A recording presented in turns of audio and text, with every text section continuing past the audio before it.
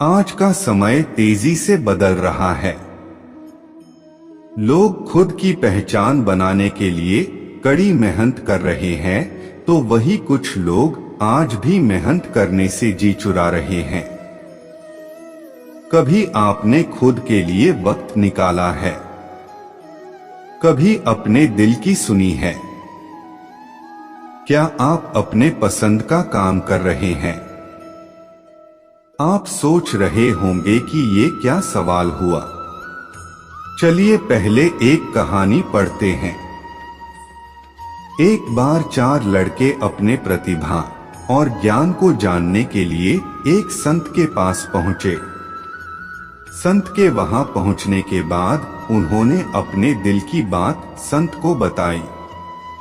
तब संत ने कहा, इससे पहले कि मैं आपको ज्ञान और प्रतिभा के बारे में कुछ बताऊं, आप मेरा एक छोटा सा काम करके लाओ।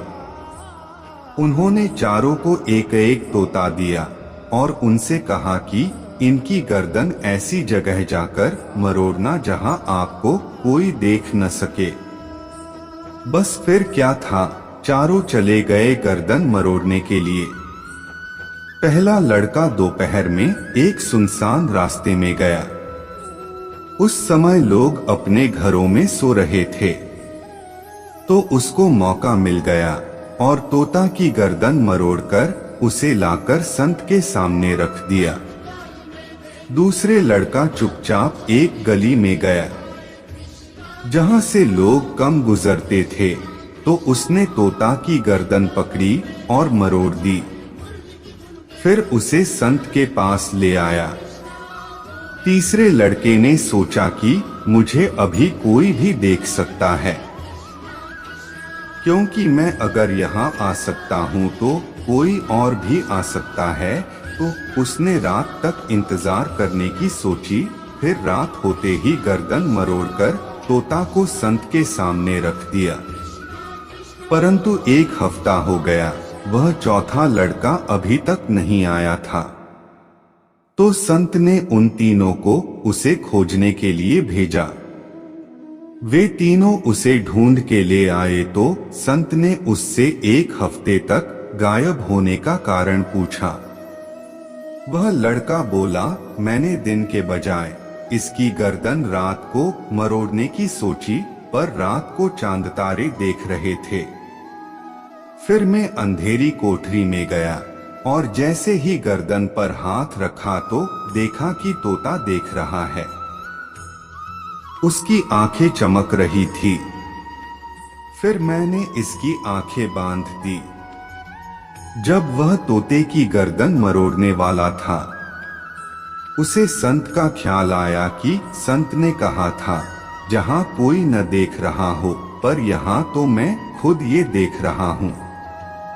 वह मुश्किल में था, इसलिए उसने बड़े विनम्रता से तोता संत को लौटा दिया और कहा कि मैं ये नहीं कर सकता, क्योंकि मैं चाहे कितने ही अंधेरे में चला जाऊं कि कोई मुझे न देखे, पर मैं तो ये देख रहा होऊंगा, और आपने कहा था कि कोई न देख पाए। यह सब देखने के बाद संत ने उन तीनों लड़कों को वहां से विदा कर दिया और कहा कि तुम तीनों अपनी प्रतिभा नहीं पहचान सकते। संत ने उस चौथे लड़के को रोक लिया, क्योंकि वह एक बहुत ही गहरे अनुभव में पहुंचा था और खुद को जान पाया था।